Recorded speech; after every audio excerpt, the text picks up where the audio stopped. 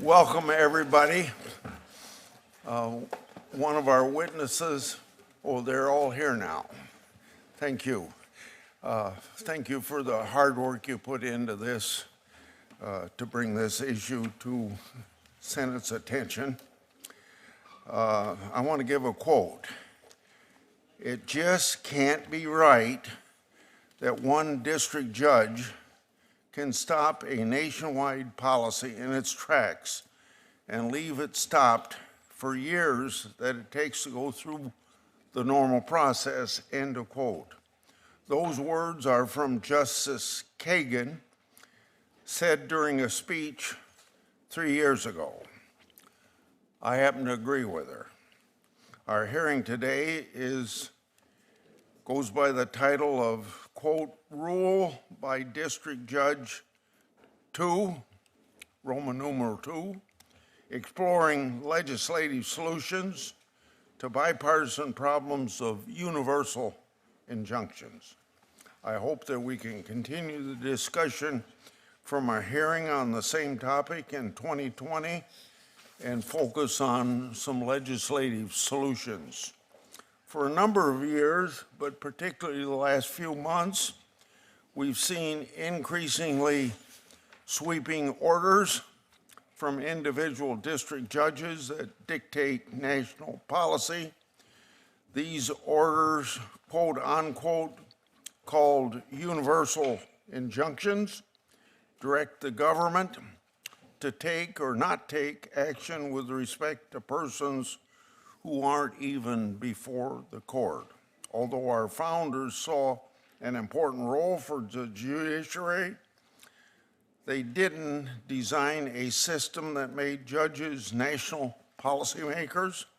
They adopted a constitution that strictly limited courts to exercising power of the words that are in the Constitution to cases or controversies. Sweeping universal injunctions defy nearly 2 centuries of historic precedent.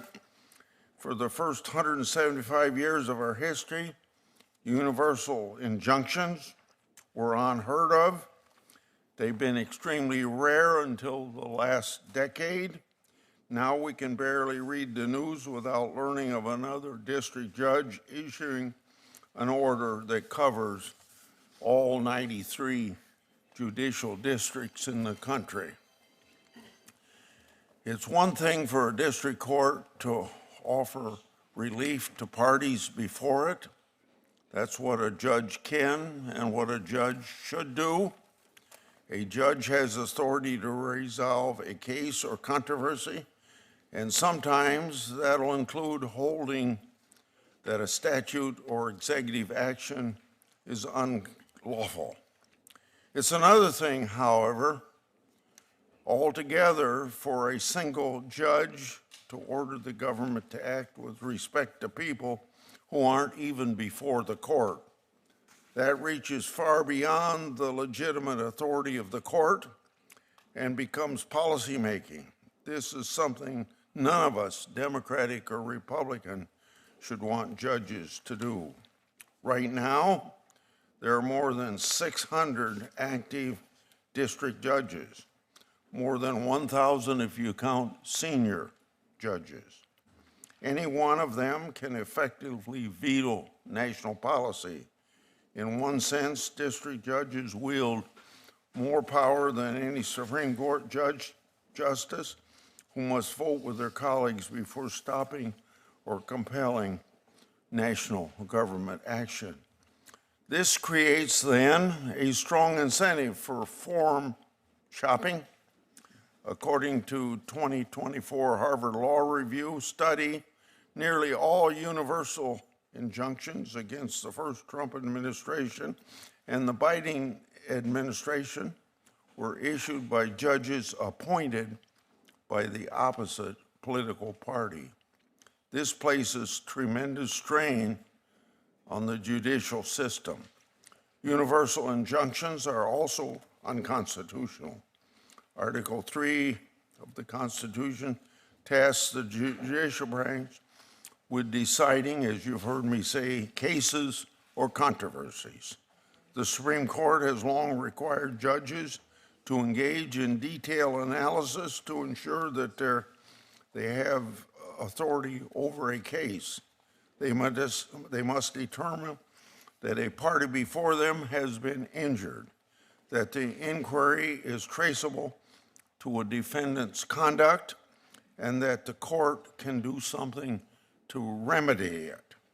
Now, judges routinely ignore these constitutional limits and issue orders directing government action for the entire country.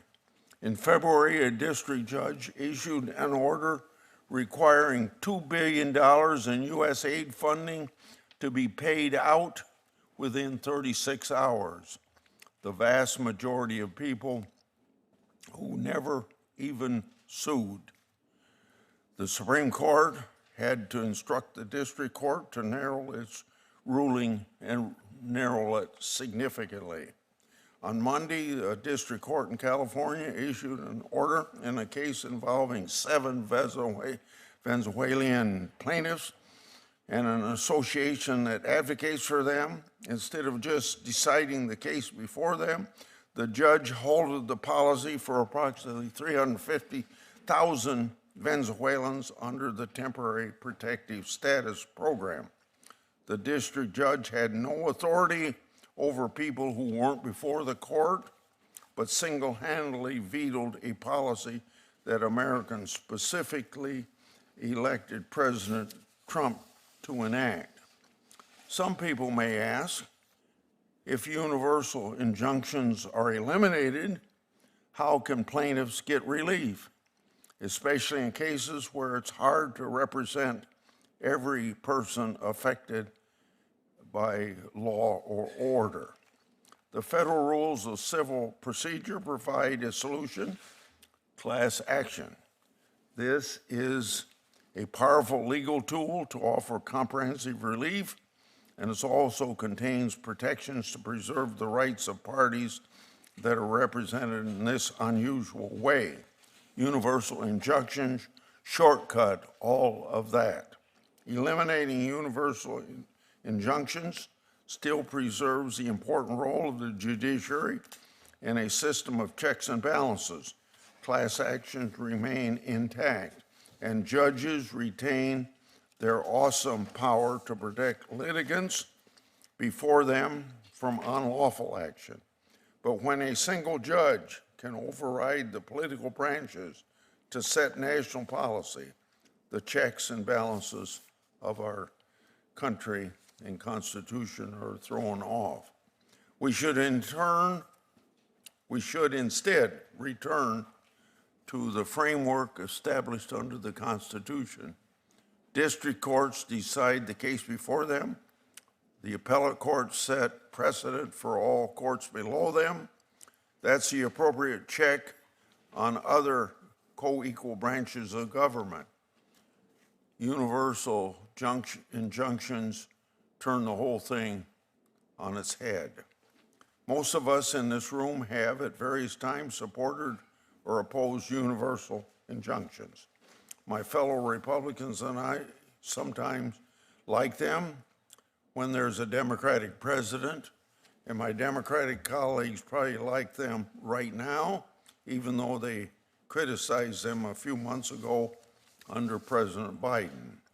Too often, we accept politics over principle. But the truth is that we all know this isn't how government and the judiciary should operate. It's past time to address this issue. The Supreme Court can and should fix this problem. Unfortunately, they sit on their hands. If they won't act, Congress must act. I propose legislation to fix this problem. I think it's a good solution because, like all good compromises, it probably leaves everyone a little unhappy. We all have to agree to give up universal injunctions as a weapon against policies we disagree with. The damage it causes to the judicial system and our democracy is really too great. I hope today we can have a productive discussion about how to solve this problem that has plagued and frustrated Democratic, Republican presidents alike. I'm going to introduce now our two majority witnesses, and Senator Durbin will introduce the Democrat. Professor Samuel Bray is a John N. Matthew Professor of Law at Notre Dame. He's a leading expert on law of remedies and the law of equity, and he's been cited by many Supreme Court justices, including Justices Thomas, Gorsuch, Kavanaugh, and Jackson. He's also been cited by both the Trump and Biden administrations. Professor Bray has written extensively on the topics of universal injunctions, including his Harvard Law article that goes by the title of Multiple Chancellors Reforming the National Injunction. Professor Bray is an elected member of the American Law Institute and is an advisor on the restatement of torts remedies. Jesse Panuccio is a partner at Bois, Schiller, Flexner, and co-leader of the firm's appellate practice group. He previously served as acting Associate Attorney General at the Department of Justice. Before that, he served as then Governor Rick Scott's General Counsel. He's also a member of the Administrative Council of the United States. I'm very interested in hearing both of your remarks today, and thank you very much for coming. And now, Senator Durbin. Thanks, Chairman Grassley. I want to thank you particularly for a comment you recently made where you said, quote, "You can't impeach a judge just because you disagree with their opinion," end of quote. It shouldn't have to be said, but I hope every member of this committee will make that equally clear today. Indeed, in our nation's 250-year history, a judge has never been impeached because a president disagreed with that judge's ruling. But we do need to say so loudly and clearly, as you did, Mr. Chairman, as President Trump and co-president Elon Musk have demanded the impeachment of federal judges who have ruled against the administration. House Republicans have rushed to kiss the ring, so far filing articles of impeachment against 6 federal judges and counting. The dangerous, irresponsible conduct of the president and his allies has resulted in a truly disturbing increase in threats against our federal judges and represent an existential threat to judicial independence. During my time on this committee, I've met with several judges whose lives have been threatened simply because of their service on the bench. Some of these threats have turned into acts of violence that have taken the lives of judges' family members, including spouses, parents, and children. It affected my state in the Northern District. I've said it many times before in this committee, and I want to say it again here. Violence or threats of violence from the right or the left on the political spectrum are never acceptable. When I was chair of this committee, I repeatedly condemned threats against Republican-appointed justices and judges, and we passed bipartisan legislation to improve security for the bench.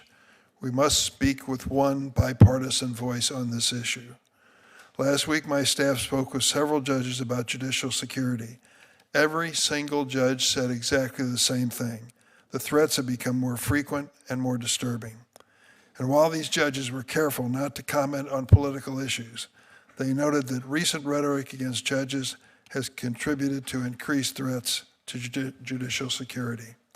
One judge likened it to adding fuel to a bonfire, and she noted her fear that in time it would become a wildfire out of control. We must avoid that outcome, but it will require the president and his fellow Republicans, including members of this committee, to work together with the Democrats to lower the temperature and end the attacks on judges and judiciary. This hearing is about nationwide injunctions. It's impossible to separate the hearing from President Trump's record in office. The reality is that we would not be holding this hearing if the president took a different approach to the rule of law. We've heard repeated complaints from Republicans about the number of injunctions issued against this president compared to other presidents. Why so many? They ignore the fact that this president has issued more than 100 executive orders, the most by any president at this point in his term in at least 4 decades. Many are clearly illegal. Take the president's executive order to end birthright citizenship.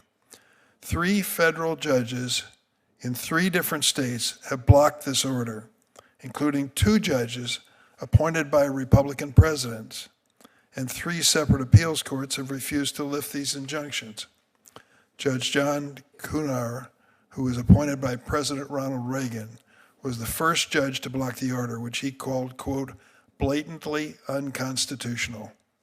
The reality is that the number of injunctions issued against the first and second Trump administration are evidence of a president who is clearly violating the law. That being said, I'm happy to discuss the legal and practical implications of nationwide injunctions. But as I've said many times before, we cannot have one set of rules for Republicans and another set of rules for Democrats. Any legislation on this topic must be based on the merits, not political expediency. Professor Bray, in your testimony before the committee, recall a decision by a Texas court about 10 years ago on DAPA. That's near and dear to my heart. That is based on the DREAM Act, which I introduced a long time ago. And my pleadings with President Obama to create that program meant a lot to me personally. I recall when that issue came before the court in Texas, and the judge issued a universal injunction to enforce it. I would add, as the chairman has noted, there was cheering from the Republican senators from Texas for that decision. Some of them today see the issue differently in the context of a president of their own party. I cannot support legislation that does not take reality into consideration. Only if we have an effective date that makes sense would I consider making any changes myself. In 1776, in a pamphlet appropriately titled Common Sense, Thomas Paine famously wrote, quote, "In America, the law is king, for as in absolute governments, the king is the law. So in free countries, the law ought to be king, and there ought to be no other." Today, we'll discuss the use of nationwide injunctions, but there can be no debate that in America, the law is king, as it has been since our founding. The president is not a king, not even this president, as much as he might wish otherwise. He is bound by the decisions of our courts, just like every other American.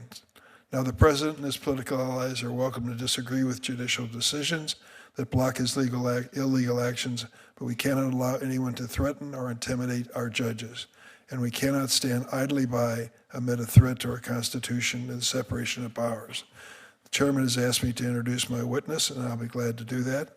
Professor Stephen Vladeck is the Agnes Williams Sesquicentennial Professor of Federal Courts at Georgetown University Law Center. I knew Mrs. Williams. He is a nationally recognized expert on the federal courts, the Supreme Court, national security law, and military justice.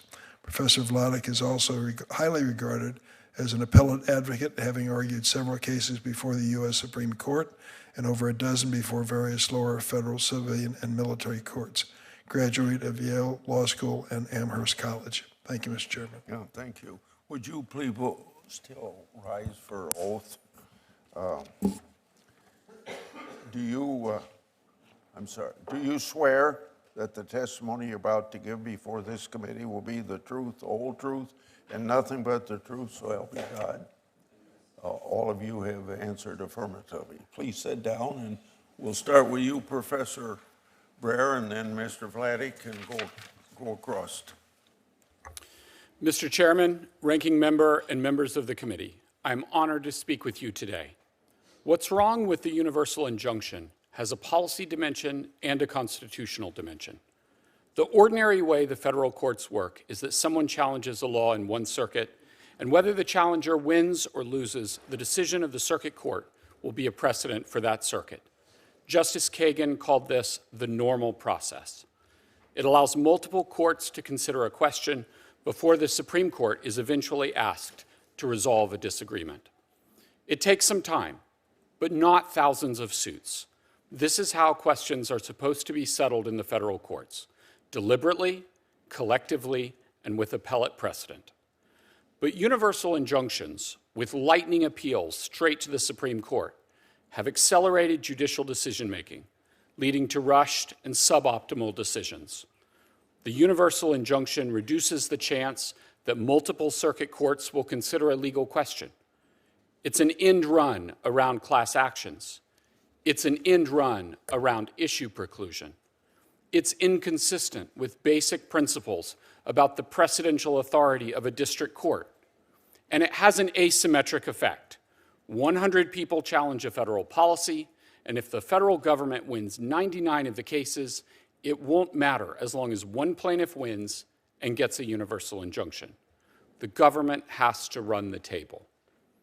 These policy consequences are partly about the universal injunction and partly about how it interacts with heightened judicial polarization and extreme forum shopping. That's a point on which I agree with my friend, Professor Vladeck. He is right to criticize extreme forum shopping. He's right that challenges to the Biden administration in single-judge divisions were an egregious problem. Where I think he's wrong is to suggest that it would somehow be rash for Congress, at long last, to address the severe policy problems caused by universal injunctions. If I may, this is the fourth time that I've testified about these problems over the last 7 years. There's also a constitutional dimension. A final judgment binds the parties, and a court order must be followed. No one is above the law. But judgments and orders have this kind of authority in our legal system because of the principle that courts act as courts, deciding a case for the parties and giving remedies to the parties. Once a federal court decides a case and gives a remedy to the parties and the people they represent, there is nothing left for it to do as a court. There is no constitutional authority for the judge to go on and decide the cases of other people or to give remedies to other people not before the court. The universal injunction is emphatically not a partisan problem.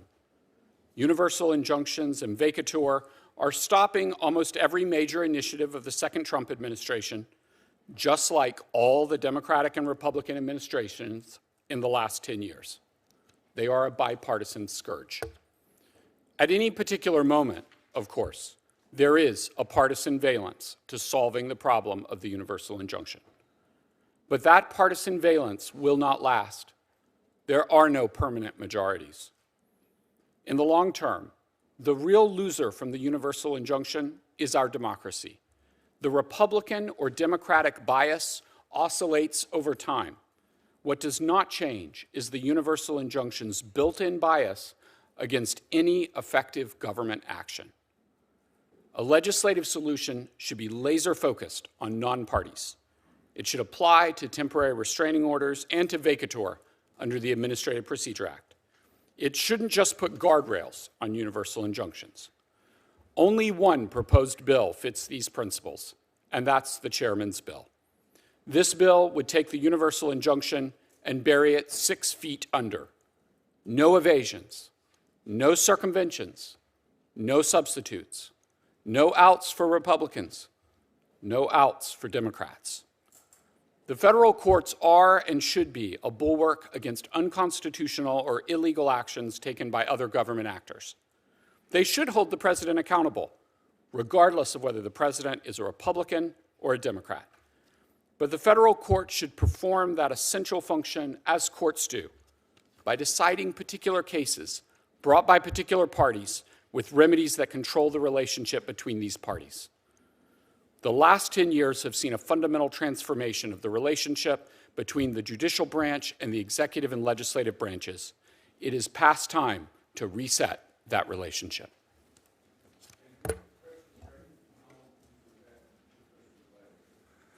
Thank you, Mr. Chairman. Thank you for the invitation to testify before the committee. In my testimony, I'd like to make 3 points about how we got here and then offer some thoughts on the way forward. First, as Ranking Member Durbin suggested, any discussion about nationwide injunctions has to be put into the broader context of the unprecedented moment in which we find ourselves. Substantively, we have a president running roughshod over existing legal constraints to a degree we've simply never seen before, And procedurally, we have a Justice Department engaged in highly partisan and ethically dubious behavior in lower courts that we've never seen from lawyers working for the federal government. Even this committee seems to be of the view that the central problem in these cases is the relief federal judges are imposing, not the lawlessness they're imposing it against. At the risk of bringing data to a mud fight, the reality is not that a small handful of hand-picked judges appointed by Democratic presidents are using nationwide injunctions to thwart the executive branch. As of last Friday, the 46 cases in which district judges have blocked Trump policies have involved rulings by 39 different judges appointed by 5 different presidents of both parties, sitting in 11 different district courts across 7 circuits. That includes 9 cases before district judges appointed by Republican presidents, too. Many of those rulings have included nationwide relief, but not all of them. Against that backdrop, it seems to me that this committee should be especially careful not to react to underinformed calls from the president and his supporters, and rather to be focused on preserving the relationship between judicial independence and judicial accountability, rather than taking steps that might undermine it. Second, it's worth underscoring that federal courts have, in fact, long and routinely issued relief that benefits non-parties and or has nationwide effect. My friend, Professor Bray, already referred to vertical stare decisis alongside Justices Kavanaugh and Barrett. Even Justice Gorsuch, the most visible critic of nationwide injunctions on the Supreme Court, has voted in favor of them at least 11 times since 2020. More than that, any time a court invalidates a state or federal law on its face, rather than as applied to the specific plaintiffs, it is necessarily providing relief to non-parties, since the law can no longer be enforced against anyone. That's not only well settled, there's no serious argument that it's beyond the federal court's powers. And even nationwide injunctions have virtues that other forms of relief do not. Consider the birthright citizenship cases. Do we really think that parents should have to challenge that policy one child at a time? Would it make any sense at all, even on a broader scale, for the scope of birthright citizenship to differ in Arizona, New Mexico, and Texas simply because those 3 states fall into 3 different circuits? Of course, a nationwide class action could solve that problem, but it does not strike me as a coincidence that the rise in nationwide injunctions came shortly on the heels of the Supreme Court's evisceration of nationwide class certification.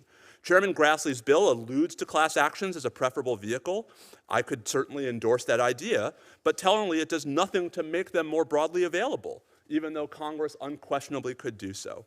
Third, it seems to me deeply myopic to talk about the rise of nationwide injunctions without talking about shifts in behavior that have dramatically increased the impact of such rulings, several of which were already referred to by Professor Bray. Don't take my word for it, though. In the last 3 Supreme Court terms, we've seen 5 rulings from the justices reversing nationwide injunctions issued by hand-picked judges in Texas and Louisiana and affirmed by the Fifth Circuit because the plaintiffs in all 5 cases lacked Article III standing.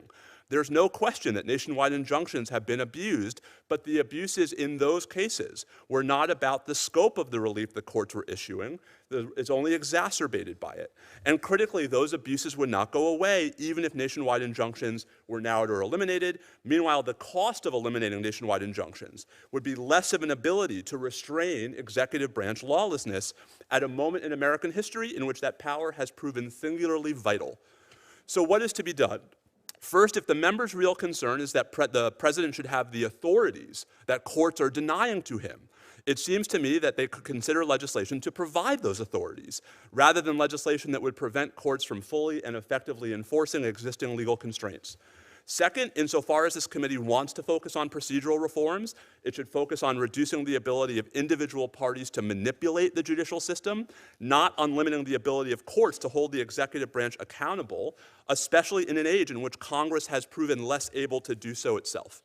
Finally, if the committee's true goal is to improve the functioning of the judicial system writ large, and not just to maximize short-term partisan political advantage, now that a Republican's in the White House, the committee could follow the model of other recent court reform legislation and have any reforms go into effect on or after January 20th, 2029. Otherwise, the message this committee would be sending is that its goal is to insulate an unprecedented degree of lawless behavior by the executive branch from meaningful judicial review, a message I can't imagine this committee wants to send, and one that the separation of powers, to say nothing of the rule of law itself, simply can't afford. Thank you again for the invitation to testify. I look forward to your questions. Chairman Grassley, Ranking Member Durbin, and members of the committee, thank you for the opportunity to testify today. I note at the outset that the views expressed in my testimony are entirely my own and not those of my law firm or any of its clients or any entity with which I am affiliated. Today, the committee considers a recurrent problem in our federal judiciary. The propriety of non-party relief is a question at the heart of our constitutional republic. It is a question that asks whether our federal courts exist to decide cases or to advance causes. It is a question about a practice that renders every judge a king and every court supreme.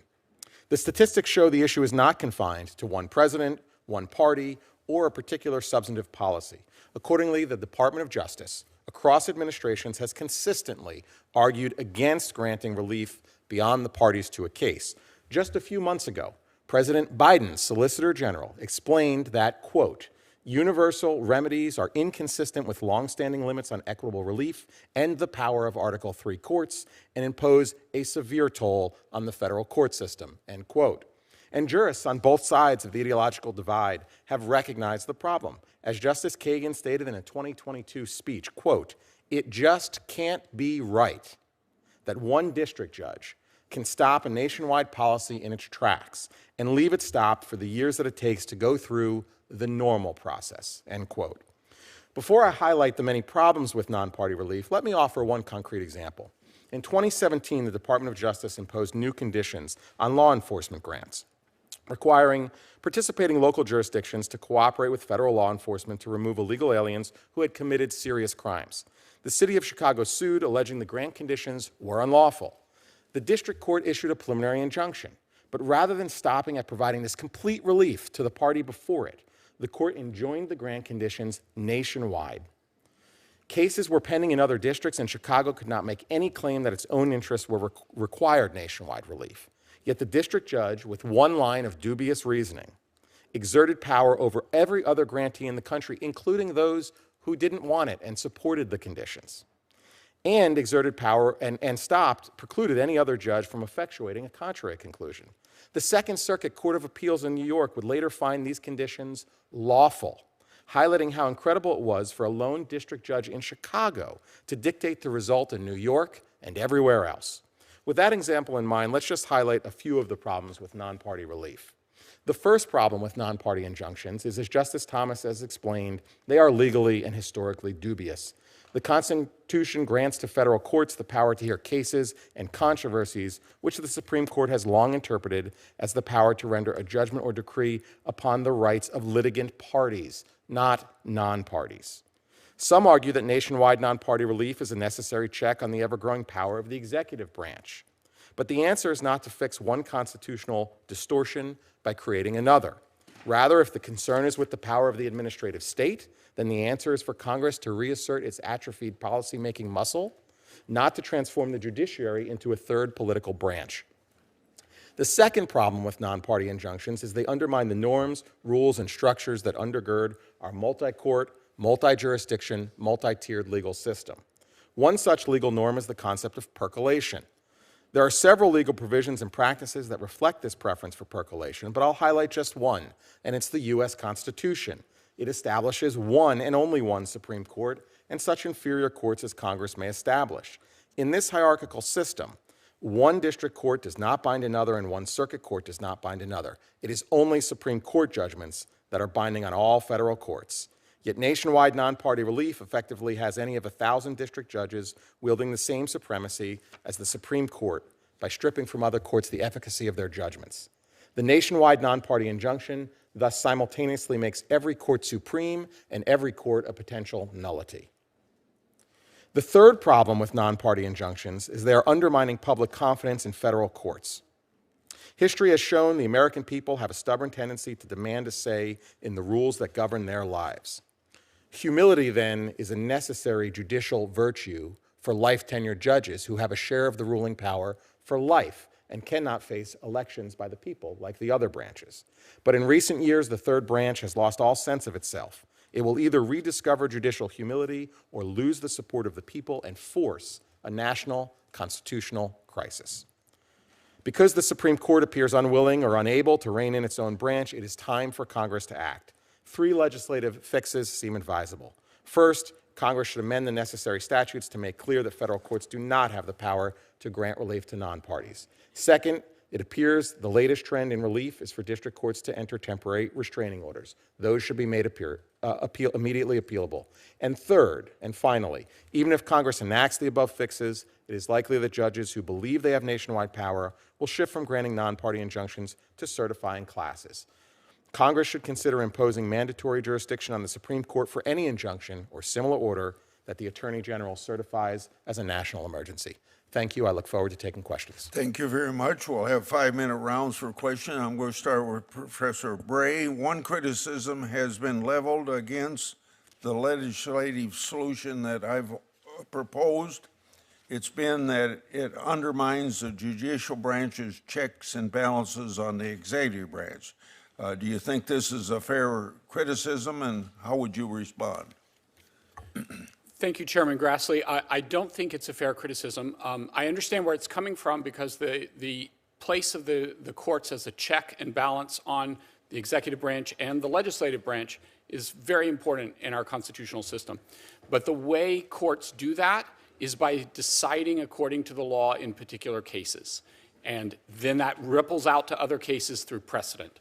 That's the way they serve as a check, without fear or favor, following the law in the case. But they serve as a check, as courts do, by deciding cases, by giving remedies to the parties in the case. Mr. Panuccio, you have direct experience in the Justice Department dealing with non-party relief ordered by district judges. From your perspective, how significant is the problem of universal injunctions to the relationship between the executive and judicial branch? Thank you, Chairman. It's a great question. I think it's a very significant problem, and I think it is years of this practice are eroding the relationship between the Department of Justice and the executive branch and the courts, and I think that's happening across administrations. What effectively happens when a nationwide injunction is entered is that every single case, every single policy of the executive branch becomes an emergency that needs to move up the appellate ladder very quickly. And Supreme Court justices appointed by presidents of both parties have noted that the increase in the emergency docket is straining the court, it is straining its resources, and it is also reducing the quality of decision making. And so you are seeing increased friction. And even in these district courts that issue nationwide injunctions, I think you're seeing very unfortunate comments made by some of the judges. There is a real tension between the jurists and the lawyers, and it is undermining the typical relationship between the department and the courts. Professor Bray, you touched on this a little bit in your opening comments. As administrations come and go, the problem of universal injunctions often appear partisan. You've been calling attention to this problem since the Obama administration and have maintained a consistent position across 4 administrations now. From your perspective, is the problem of universal injunctions a partisan one? And then what's the solution? Thank you, Chairman Grassley. I do not believe it is a partisan problem, because it is a problem that has been hamstringing every administration since 2015. The end of the Obama administration, the first Trump administration, the Biden administration, and now the second Trump administration. So if you look at it over time, it's not a partisan problem. At any particular moment, undeniably, it is a partisan problem and has a partisan valence. But legislation should not just be about the moment. Legislation should be about the long view. And I think the only fair way to do this is to knock out the weapon of the universal injunction for everyone. Take it away from Democrats, take it away from Republicans, because what it really strikes at is our ability to have democratic self-government and effective government action by the federal government. Mr. Panuccio, in your written testimony, you said that it's important to pass legislation to make temporary restraining orders against the government appealable. The legislation I propose does that.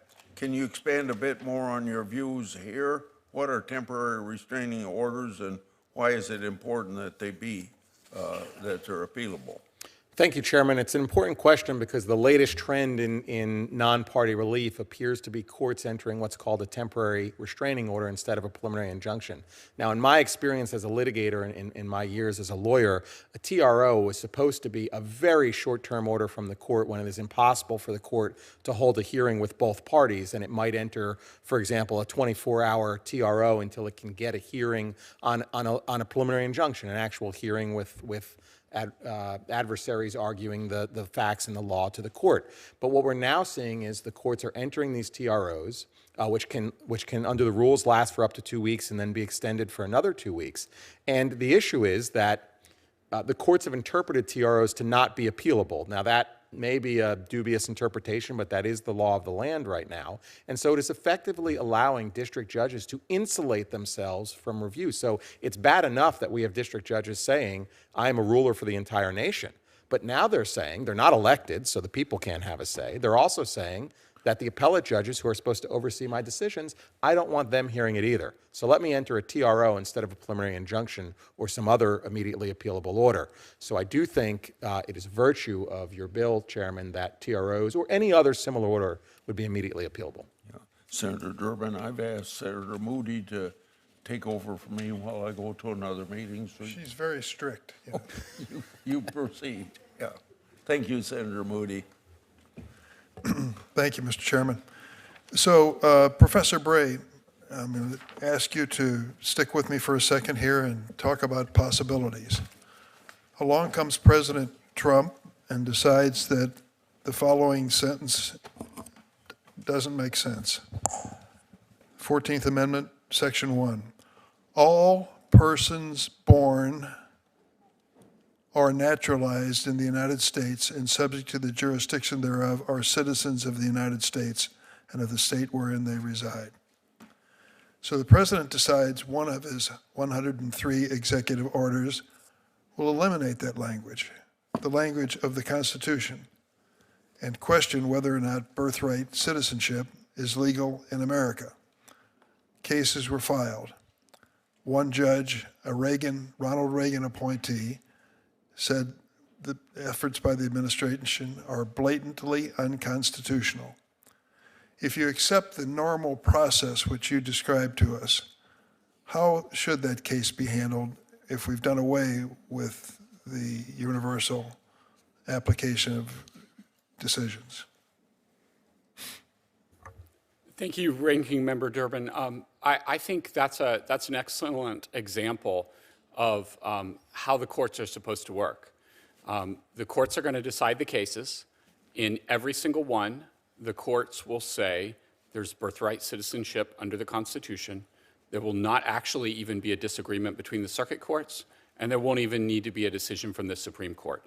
So what you'll see is distributed decision-making across the federal judiciary that will resolve the question. But assume the alternative, that there is a federal judge in some state, I'll pick one, Texas or Louisiana, who says, I think the president's right. I believe birthright citizenship is unconstitutional. So you have a case in controversy, and it affects only the cases filed in that district? Well, it wouldn't affect just the cases filed in the district, because a district court judge actually has no precedential authority, even within a district. There's no ability for a district judge to. Well, let me amend my comment. Circuit. Yes, if a district judge took that position, and then it was affirmed by the Court of Appeals, then what you would have is a circuit split between different circuits, and the Supreme Court would resolve that circuit split. And then what the Supreme Court would have is a range of different judges from different geographical places with different ideologies, different generations, all speaking to the same question, and that puts the Supreme Court in a position to do its best work. I don't think that particular legal question needs to be in doubt, but just because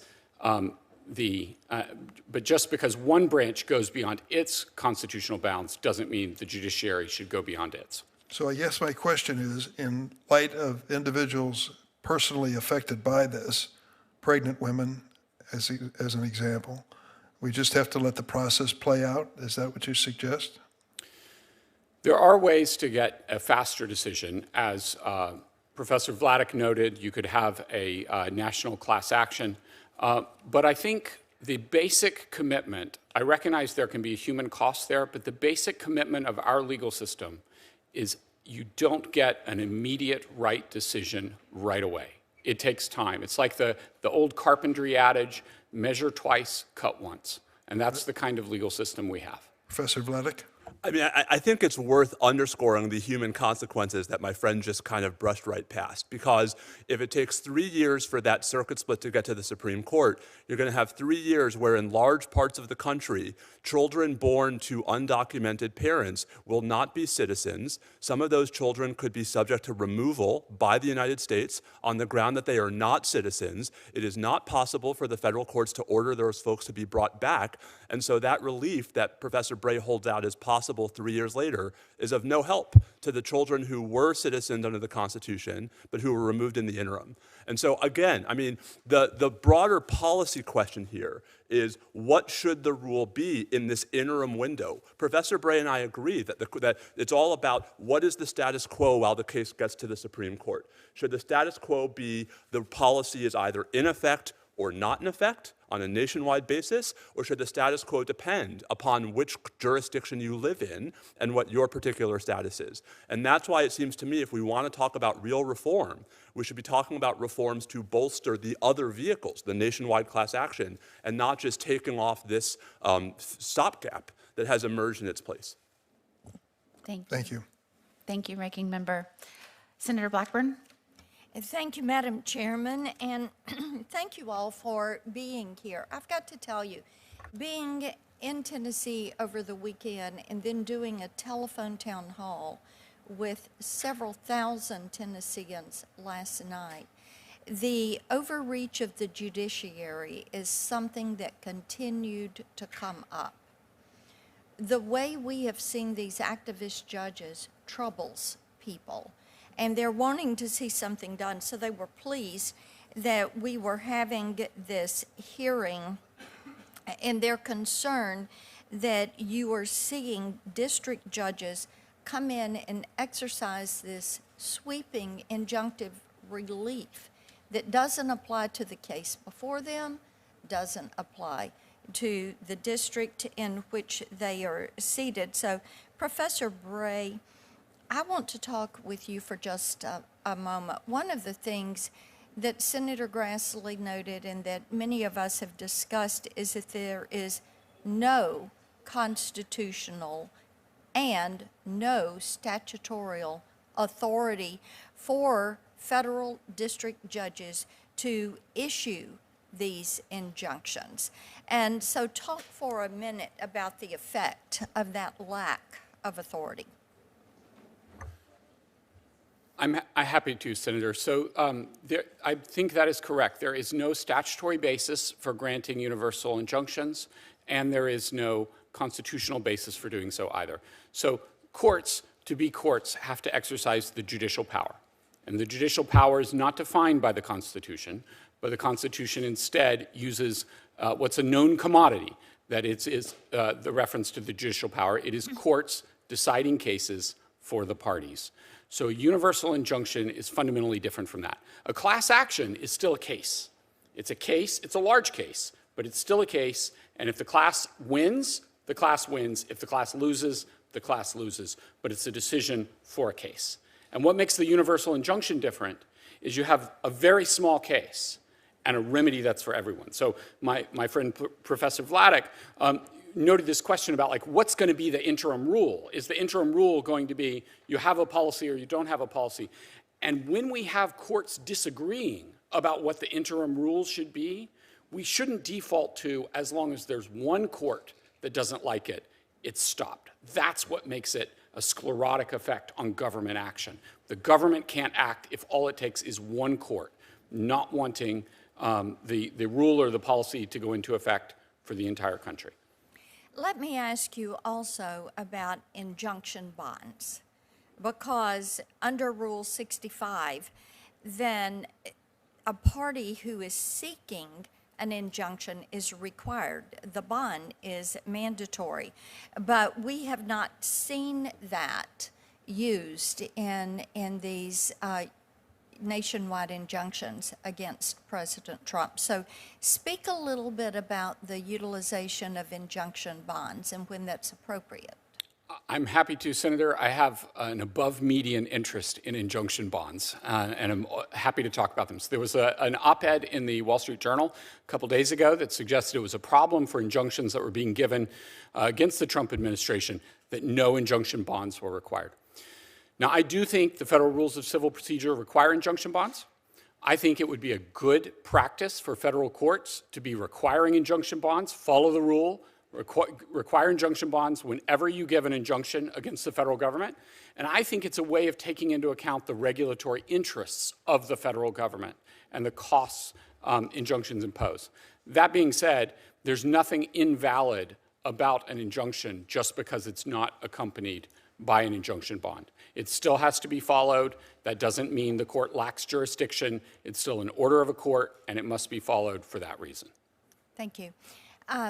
Professor Vladeck, I wanted to talk to you about something you said in your testimony, and I thought it was really very interesting. You said that, and I'm quoting, "We have a Justice Department engaged in highly partisan and ethically dubious behavior," end quote.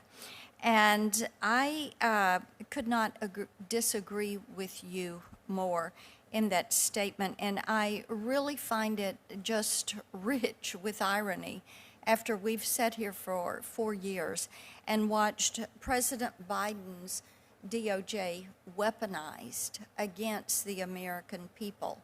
We had parents that went to school boards that were called domestic terrorists, and we have seen 2 tiers of justice.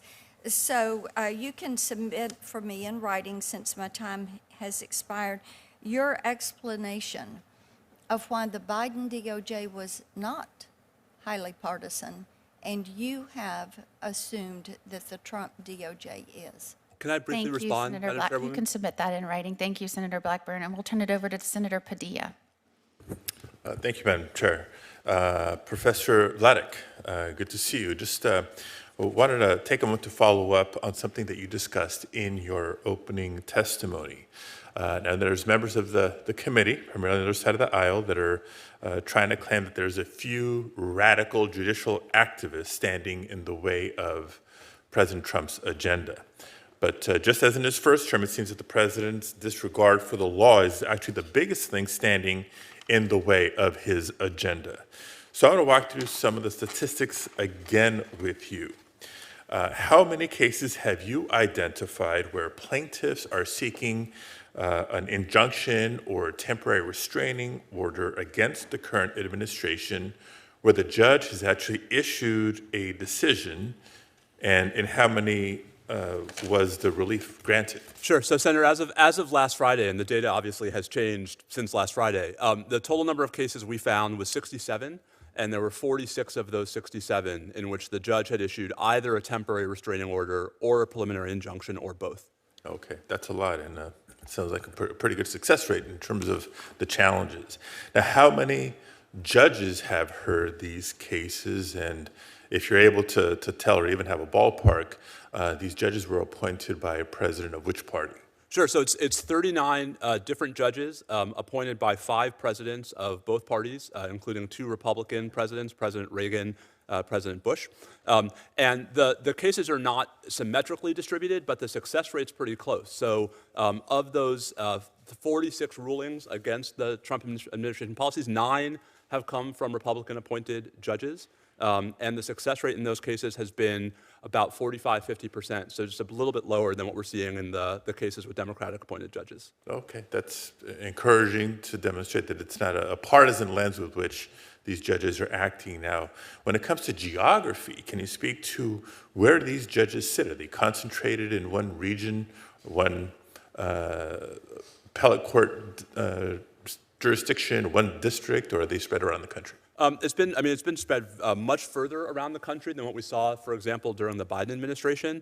So we've seen 11 different district courts in the 46 cases that have blocked Trump policies, 11 different district courts in 7 different circuits, which is a pretty big shift from as recently as a couple years ago when most of the nationwide injunctions against Biden policies were coming from district courts in Texas, Louisiana, and Missouri.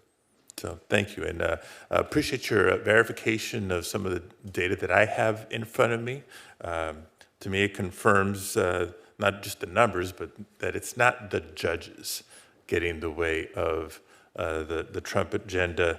It's certainly not a few radical judicial activists either. Now, question on a different topic for you. You're an expert on sensible ways to reform the judiciary to make it better work for the American people in a way that was intended by the framers of our Constitution. In your view, what are the most pressing reform needs when it comes to the federal courts? Yeah, I mean, I think the most pressing needs, I think, are to avoid the more general ability of parties to manipulate the federal courts in ways that we've seen, to some degree in administrations of both parties, but for various structural reasons, I think even more so during the last two Democratic administrations. Just to take one example, I mean, my friend Professor Bray, I think, joins me in criticizing so-called single judge divisions and judge shopping. That was a phenomenon we saw over and over again during the Biden administration. The only really sort of obvious target for that kind of behavior during the Trump administration, the district court in Massachusetts, changed its rules actually to prevent that kind of behavior. And it seems like that can be a model, Senator, for a nationwide rule that this body could impose to avoid the appearance that litigants are steering cases to a particular judge because of that judge's ideological commitments. Yeah. No, and that's critical for the functioning of the judiciary and people's confidence in the process. Last question, and my time remaining is sadly very timely because the attacks on the judiciary isn't limited to attacks on judges by the Trump administration. Now we're seeing attacks on the legal community and specific firms or lawyers that represent clients and causes at odds with the president's ambition. Can you speak to the chilling effect that these targeted executive orders are having on the legal community and their ability and willingness to take on clients or employees that might dare to disagree with President Trump? Yeah, I mean, I think we're seeing a chilling effect, Senator, in some of the law firms that are, making these agreements with the president to not represent particular clients, to devote hundreds of millions of dollars to pro bono litigation in support of the president's agenda. That kind of distortion is a problem not because of Democrats versus Republicans. That kind of distortion is a problem because, as the Supreme Court itself explained in 2001, meaningful access to lawyers is actually central to the ability of the courts to play their essential role in our constitutional system. Thank you, Mr. Vladeck. We appreciate your testimony. Thank you, Senator Padilla. Thank you. Just following up on that, I mean, is there agreement among the three of you that dealing with forum shopping would be beneficial for the judiciary and for the strength of the rule of law? Do all of you agree on that? Yes, but it would only solve part of the problem. Oh, I understand that, but it would be worthwhile. Professor Vladeck, you said that. How about you, Mr.?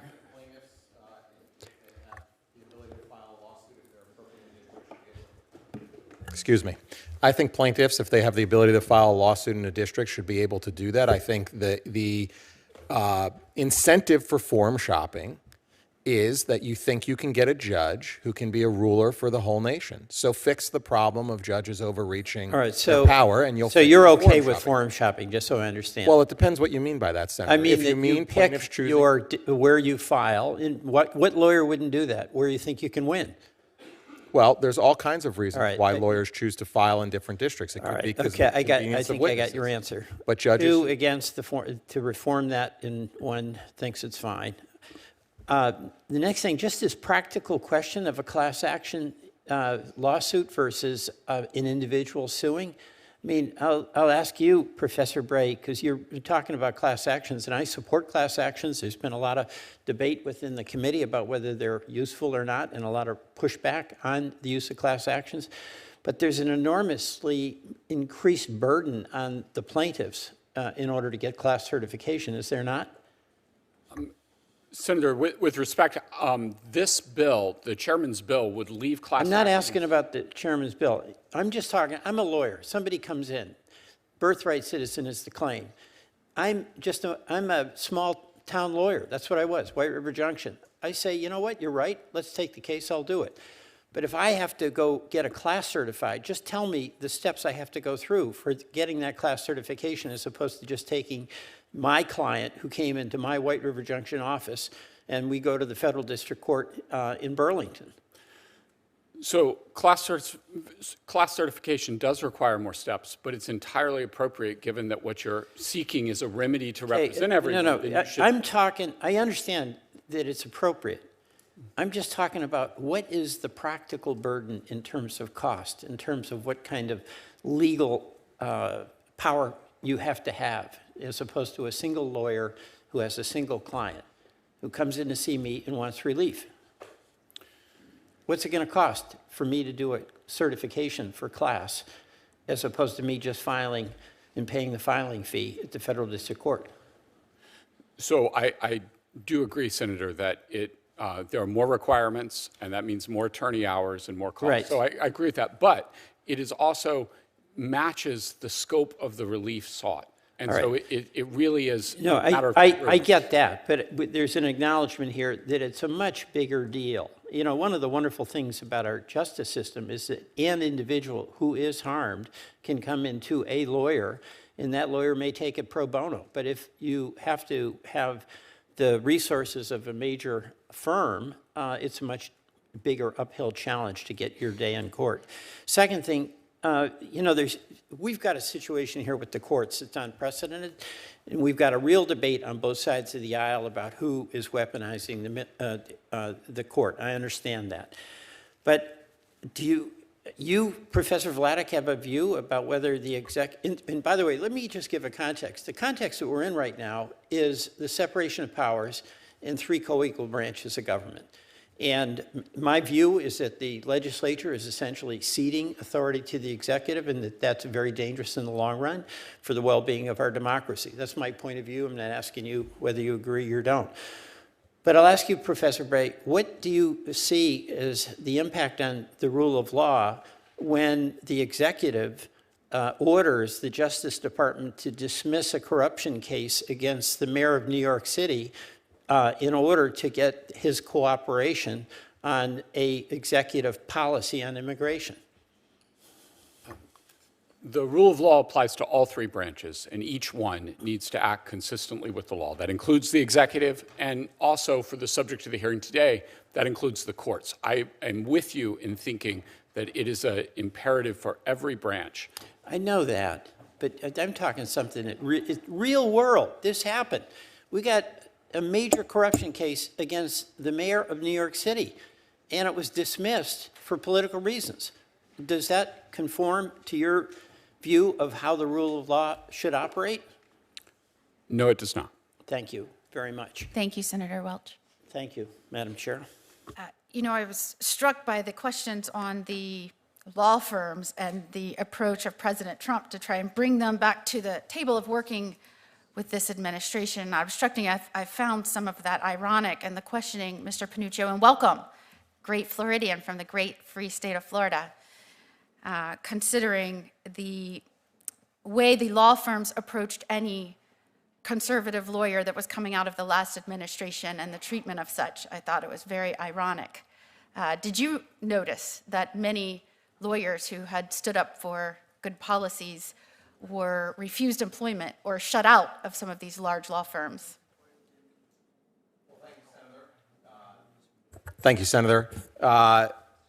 You know, I'll be circumspect in my answer here just because I'm here to testify on universal injunctions. However, you know, I think it's an open secret in Washington that if you work for a Republican administration, you face a much harder job market coming out than if you work for a Democratic administration. I don't think anyone doubts that to be the case generally over the years, not just specific to the Trump administration, but going back to the Bush administration and others. And you often now hear people say, well, if you take that job, you may never work again. I think that happens much more often with Republicans than Democrats. And it reflects that, you know, law firms, like many institutions in this country, are overwhelmingly weighted in one direction politically than the other. Mr. Panuccio, you have long been an academic, so to speak, on many of these challenges we see with nationwide injunctions, and I appreciated your testimony specifically when you quoted Justice Kagan, appointed by a Democratic president, when she said, it just can't be right that one district judge can stop a nationwide policy in its tracks and leave it stopped for the years that it takes to go through the normal process. And what struck me by that is this term normal process by someone who would know how long it takes to go through the normal process. And that basically means, it could mean the 4 years that an entire term that a president is in office. Isn't that right? A full appellate process to the Supreme Court could take several years, yes. But, Senator, I would say, to coin a phrase, this is what democracy looks like. The founders at the Philadelphia Convention considered turning the judiciary into what was called a council of revision, which would mean the judiciary had a chance to review laws and policies of the legislative or executive branch before they went into effect. And the founders decided against that. And they said the judicial power is cases and controversies among the parties. The whole point of democracy, the whole point. point. Let me just stop you right there. I want to focus on the normal process, the years it would take to go through the normal process. Meaning, let's take for a moment that we can rightfully change the law to make sure that the decisions apply to the parties before the court only. For the administration of justice to have any effect, and the people to believe that chaos and controversy and conflict can get rightfully addressed expeditiously, should it take years for these cases to go through the courts, or should Congress consider an expedited process for matters of great national concern? I think it would be appropriate, Senator, for if the Attorney General were to certify a case as of great national importance, for there to be a faster process or mandatory jurisdiction of the Supreme Court. I will say this, though. For individual parties, if an individual party is aggrieved by executive action or legislative action, the individual party can go to a district court and get an injunction that gives complete relief to that party. And that doesn't take years. That can take days. It can take hours in certain cases. That's why the district courts are there. They're there to grant relief. Now, if what you're seeking is a change in policy nationwide, that is governing. That is what the elected branches do. But for individual parties, I don't think it's years for relief, as we've seen. And Professor Bray, thank you for joining us. As a former judge myself, as someone who has great reverence for an independent and fair judiciary, it concerns me that the public in general, based on what we're seeing in the numbers, and I thought it was really interesting when we say 46 injunctions or orders that have gone against this administration, 9 were by Republican judges. Do you believe that limiting the relief sought to the parties in front of the court will help alleviate this idea that these are judges acting in a partisan nature? Thanks, Senator. I do think it will reduce the appearance of partisanship because you get decision-making by more judges across the country instead of one judge giving an injunction to decide the question for the whole country. So you believe the proposed legislation from Chairman Grassley would address bipartisan concerns? Absolutely. Senator Hirono? Thank you, Madam Chair. This is a question for Professor Vladeck. Professor Bray noted in his testimony the concern about extreme foreign shopping, especially in single judge districts. So I think you're familiar with a bill that I had introduced, which I intend to introduce once again, about the Stop Judge Shopping Act. It was not motivated by a concern about nationwide injunctions, but here we are. I think it has relevance. And I'm wondering, Professor, do you think that parties would seek and receive fewer nationwide injunctions if they were not able to judge or foreign shop for favorable outcomes? That's happened in the Texas Mifepristone case. I think there's no question, Senator. I mean, I think the data, such as it is, shows that there was a higher success rate when parties sought nationwide relief during the Biden administration in single judge divisions than when they filed in courts that had random assignment to more than 3 judges. And so, that's a small data set, and I don't want to overstate it. But yes, I mean, there's almost no conceivable way in which it wouldn't be smaller. So that would be, in my view, it would be a fair, I suppose, way of addressing the concern over nationwide injunctions? So, I mean, I would say, if I might, two things. The first is that I think distributing assignments would at least mitigate the allure of nationwide injunctions in cases in which the median judge might not issue it. I mean, Professor Bray referred before in the birthright citizenship case to his confidence that any judge would block this order. The issue is not those cases. The issue is cases where the identity of the judge might be dispositive. So that's piece one. Especially in single judge districts. This is again for you, and perhaps Professor Bray. You know, I'm trying to understand the practical effect of Chair Grassley's proposed legislation, wherein where you limit the relief that a court can grant to only the parties before the court. So I would like to know how, in a case like the Mifferbristone decision, how the relief granted would apply only to the parties before the court. So, I mean, I think it's even more powerfully illustrated, Senator, in the birthright citizenship cases, because in a context in which you had, say, individual non-citizen parents, or even, you know, a group of non-citizen plaintiffs, say, in Northern California, seeking to block the birthright citizenship policy, an injunction that only ran to them would be of no benefit to non-citizen parents in Southern California, in Oregon, or anywhere else in the country. And so you would need litigation, you know, on a retail nationwide basis to ensure that that these parents could have confidence that when their children are born in the United States, they're born citizens. So you're saying that multiple lawsuits must be filed to obtain the relief if we're going to go with what is in Senator Grassley's bill, that the relief will only be granted to the parties before it. There are certain issues that certain cases where it wouldn't make sense. Well, and so Senator, unless, and this goes back to the chairman's opening statement, unless you were in the same bill to reinvigorate nationwide class actions, unless you were to effectively trade nationwide injunctions for a reinvigorated nationwide class action where you'd be able to show that all non-citizen parents who are, you know, who have a childbearing age, right, are affected by this order. Professor Bray, do you want to I would love weigh to. in? Yes, I would love to. Thank you, Senator. So I think the Mifferbristone case is a great example.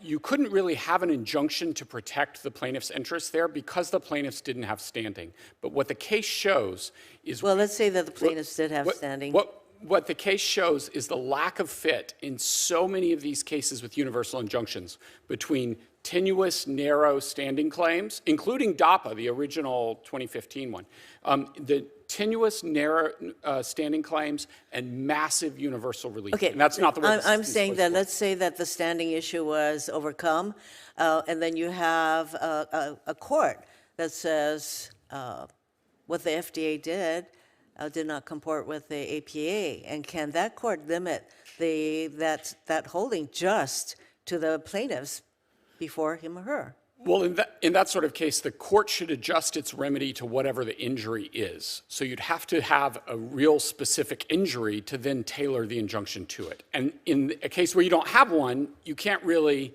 have an injunction tailored to the remedy. I mean, tailored to the injury.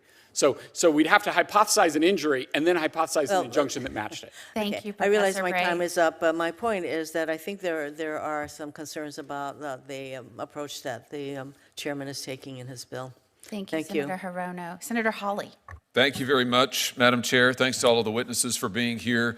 Let's just start by talking about the need to be here today and the fact that what we are seeing happen in district courts is, historically speaking, really unprecedented until recent years and completely out of sync with our constitutional system. You alluded to this, Mr. Panuccio, the way that our founders designed our constitutional system. Mr. Bray, Professor Bray, let me just start with you. According to your scholarship, when's the first time that a district court issued a universal non-party injunction of the kind that we're talking about today? I think the first one is 1963. There is historical debate about when they started in the 20th century, but I think that would be the first one. But they certainly are not traditional in equity before then, and they were a peripheral backwater until 2015. So 1963, so the Republic is 200 years old almost by the time we get the first district court issuing a universal injunction, binding parties who are not before it, and even then, as you just alluded to, then there's this period of quiet where they're really not issued until the 21st century, until the 20-teens. Is that correct? That's correct. And then we see this explosion, as you can see in the chart behind me. In the Bush years, Bush 43, we have 6 universal injunctions binding non-parties. In the Obama years, we have 12. You referenced one of those cases, Professor Bray, in your opening statement, your written statement. And then under Trump in his first administration, 64 universal injunctions binding non-parties, 14 under Biden, and now 15 under the second Trump administration in 1 month alone. Mr. Panuccio, let me just come to you. Tell us why this pattern that we're seeing here, and there's a clear partisan valence to it, but there's even more of a recency valence. I mean, this is something that just did not happen until very, very recently. Why is this so distortive to our federal system? Well, thank you, Senator. It's distortive because it has judges operating outside their constitutional role. They are exerting policy-making power over the whole country. And the issue is this. We are a republic. Those who get to exercise policy-making power, like yourself, like this body, have to face the electorate every 6 years, 2 years, 4 years, whatever it is. Judges do not. We gave them life tenure so that they could be insulated and make decisions without fear or favor. But we limited the judicial power to cases and controversies, just the party before them. And in my written testimony, I note that Hamilton said it's the least dangerous branch, but he had a caveat. Only if they exercise the judicial power. If they range beyond it, then it can be the most dangerous branch. And the public's confidence will be undermined because they have no chance to get rid of these judges because they have life tenure. They don't want to be ruled by kings. They want to be ruled in a republic where they have a vote. And here's my concern is that this pattern of, I think, abuse, this pattern of out-of-control behavior that we're seeing that's illustrated on the graph that's behind me is not decelerating, it's accelerating. And now we're seeing it not just with injunctive relief, we're seeing it in other orders, other procedural forms that are deliberately designed to insulate the judges, the district courts, from appellate review. Temporary restraining orders. You mentioned this, Mr. Panuccio. All of a sudden, we've seen a huge uptick in just the last few weeks in district courts issuing what looks a heck of a lot like a nationwide non-party injunction, but it's styled as a temporary restraining order. Now, Mr. Panuccio, if I were a judge who wanted to insulate myself from review, why might I choose the temporary restraining order vehicle to do it? Why is this happening? Because, Senator, under current precedent, TROs, temporary restraining orders, are not immediately reviewable, unlike a preliminary injunction. So if you are a judge who believes a policy is unlawful and you want to exert power nationwide and you don't want anyone to review, the voters certainly won't. The only people who can do it are appellate judges. So you issue a TRO, then you extend it for another 2 weeks, and for at least a month, you can't be touched by the appellate courts. And has this happened in the last few weeks? It has been happening. We've seen straying beyond the typical preliminary injunction to TROs and other what are being called administrative stays, which also appear to be unreviewable. So here, I think, is the issue that's before us. In one sense, it's entirely appropriate that we're here today, and it's entirely predictable given the urgency of this situation. In another sense, it's sort of a wonder we need to have a hearing on this at all, because my Democrat colleagues for the last few years have been decrying the very behavior that we're talking about now. And I think, as you pointed out, Mr. Panuccio, we've had multiple members of the last administration. For example, Joe Biden's Solicitor General Elizabeth Prelogar, she herself said in court, by the way, this wasn't a stray comment to the press, this is her at the Supreme Court, a court of equity may grant relief only to the parties before it. District courts violate this principle by issuing universal injunctions. Elena Kagan, Justice Kagan, it can't be right that one district court judge stop a nationwide policy in its tracks and leave it stopped for years while it goes through what is otherwise the normal process. I would just say to my Democrat colleagues, it shouldn't be, to quote the chairman, that one thing, or to quote the ranking member, that it's one rule for Democrats, it's one rule for Republicans. Let's make it one rule across the board that no matter who appoints you, a judge can only bind parties who are before her or him. There are no nationwide non-party injunctions. Let's make that the standard, and let's return these courts to the proper functioning of our constitutional system. Thank you, Senator Hawley. You stuck to that time. I am so for proud me, of you. it was really good. Senator Schiff. Thank you. I want to take a moment to acknowledge what took place today in the Southern District of New York when the Justice Department dismissed a corruption case against the mayor of New York City, not because of a lack of evidence, not because of any misconduct by the prosecutors in the case, but because of the most serious misconduct of the Attorney General and the top leadership of the Justice Department. Because the Justice Department wanted to leverage that case against the mayor by dismissing the case without prejudice so that they could use him as a political pawn to help effectuate their immigration policy. That just happened today. It is one of any number of serious abuses of the rule of law by this Justice Department. And instead of having a single hearing on what the department is doing, or a single hearing on all the other plainly unlawful acts of this administration, no, instead of having a hearing on any of those things, Republicans are having a hearing on the one tool that can be used to try to mitigate the harm of these illegal actions. Now, I completely concur that whether nationwide injunctions are a good thing or a bad thing has depended entirely on who they're being used against. I count no less than 26 of my Republican colleagues who were vigorously supportive of a nationwide injunction against the use of mifepristone. No problem supporting a nationwide injunction in that case. And of course, on the Democratic side of the aisle, we are applauding injunctions against the unlawful actions of this administration. Where I think I come down at this moment in time gets to your point, Professor Vladeck, and that is the use of nationwide injunctions against an administration that has proven so breathtaking in its lawlessness and who has engaged in such a surge of illegal actions, the effort to do away with this singularly vital tool, I think you called it, at this time would be disastrous for the country.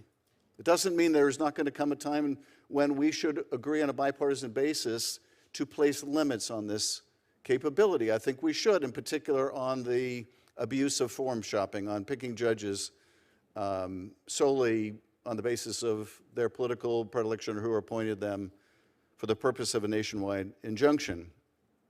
But this is not the moment to do it. This is the moment, frankly, we should be focusing on the illegality, not on the tool to constrain it. That doesn't mean we're powerless to work on legislation on this, and I think many of us have concurred with the idea of legislation that takes effect after this term, when we don't know who the next president is. Senator Cruz, you and I went to the same law school. There was a wonderful professor at the college named John Rawls who wrote a book you probably read about the veil of ignorance, where you cast a veil of ignorance over society and society would develop rules to govern that society, not knowing their attributes, their race, their religion, their gender, none of that.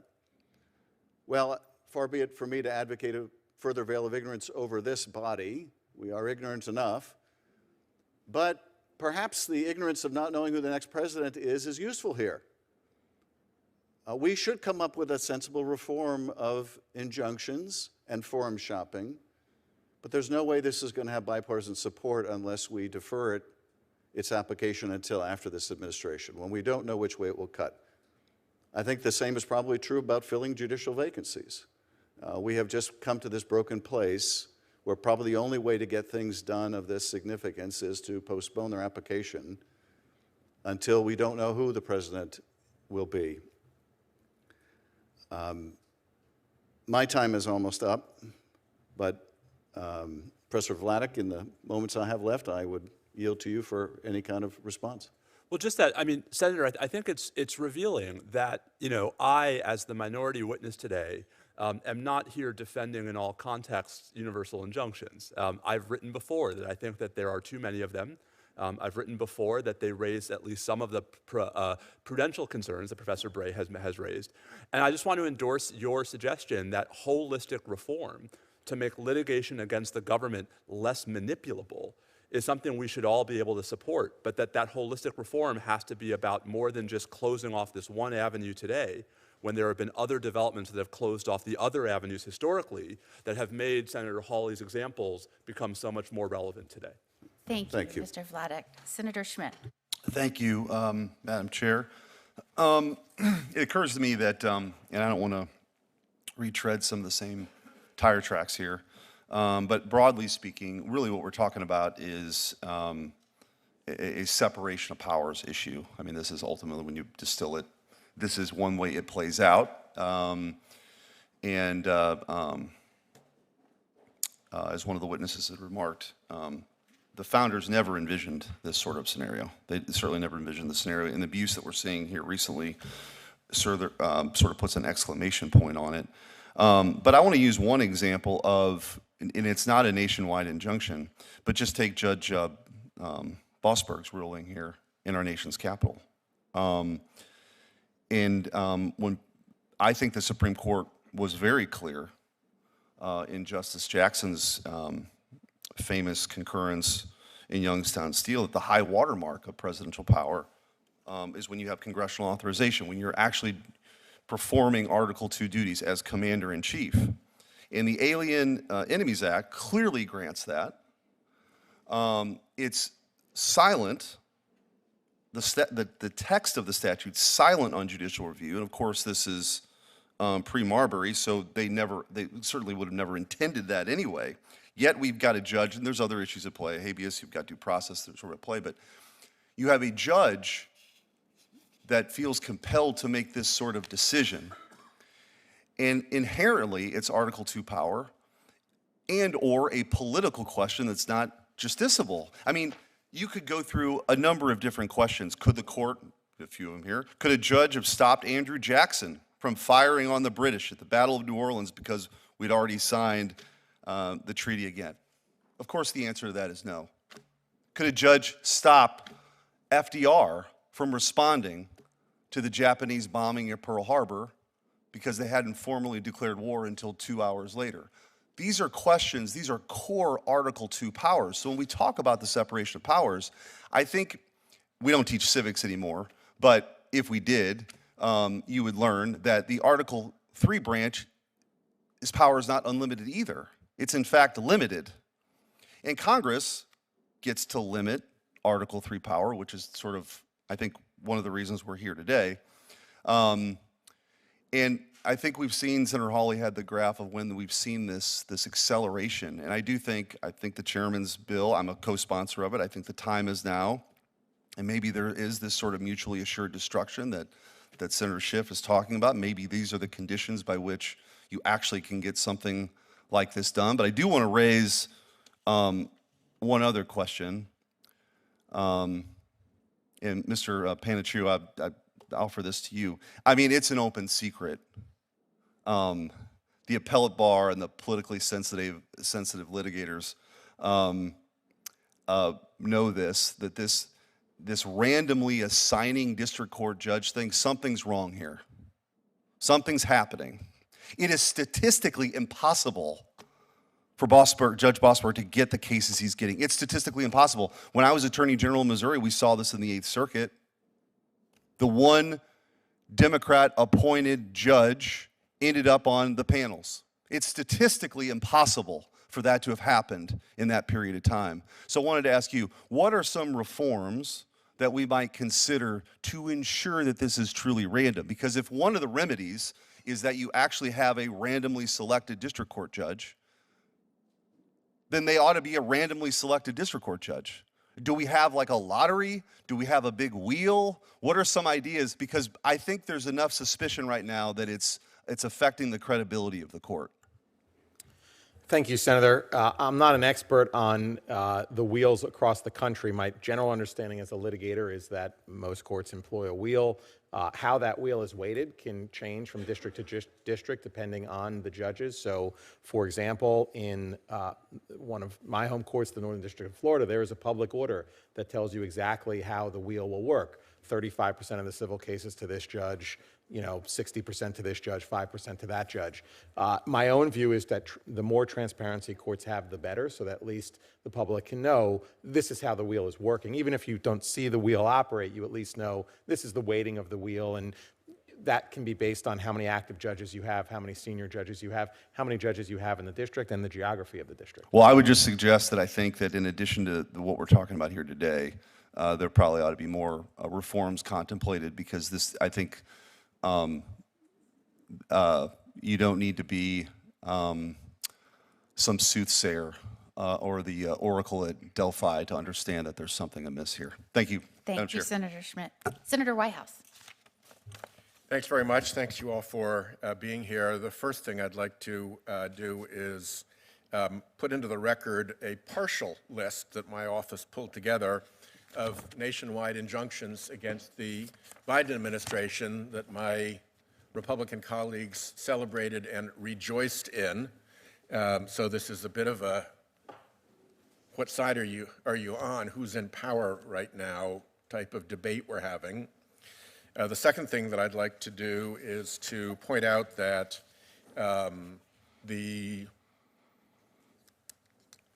discomfort to fury, that's kind of the general range, about decisions against the Trump administration may actually have a lot to do with the unprecedented lawlessness and law-breaking of the Trump administration rather than a weird cabal of judges trying to intrude.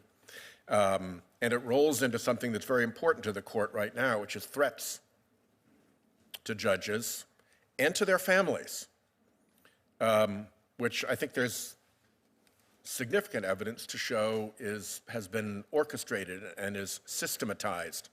It obviously starts at the top with people like Trump and Musk making threats about impeachment and whipping up. In the case of Musk, he has curated a whole armada of characters, to put it nicely, on X, who, when he targets an individual, barrage that individual with abuse and threats. The idea that Musk does not know that he has this curated armada of, let's just say, not entirely all there individuals who are willing to go and harass and threaten when he's identified a target seems unlikely, seems like he knows, seems like it's deliberate. And in that regard, I'd like to put into the record a letter that I wrote to Judge Bredar, who is the new head of the Judicial Security and Independence Task Force. For the first time, the judiciary's felt it has to put together a task force to deal with the campaign of threats that begins at the top with Trump and Musk and then works its way down to where individual judges are not only critiqued, that's fair game, but they're threatened. They're threatened with impeachment to the point where the Chief Justice has had to stand up and say, no, no, no. If you disagree with the decision, that's an appealable issue, not an impeachable issue. So I ask that both be put into the record, both my letter regarding what they have to do. Here's my concern. Without objection. I don't know that the Marshal Service is actually going to provide the protection that the judges need. We had a very good response to the Rhode Island judge who was subject to these threats. The court is very impressed and pleased with what the Marshal Service did in that instance. But it gets a little bit different when you start going after, it seems always to be female family members. When you start going after spouses, wives and daughters and things like that, you know, if you go after a judge's daughter who lives in a different location, how does the Marshal Service respond to safety issues related to the daughter who lives in a different city, who's not even in the district for the marshals? What do you do about that? And do the marshals have any authority to do any investigative work to see what can be done to understand the threat posture that these judges are facing and who's behind it, and when is it deliberate, or are they constrained only to provide protection but not look into what the threat is? I think those are really important questions, and I hope that this judicial group will take a good hard look at that, and that's what my letter requests. The last thing I'd suggest is, this ain't that easy. If you are a district judge and you decide that a rule is unconstitutional, or an action is unconstitutional, and that action plays out across multiple states, that, as the law of that case and as the law on that subject, ought to be applicable in other districts. And the idea that every time some action is deemed unconstitutional, you've got to file it 93 times to hit every single district before it can apply.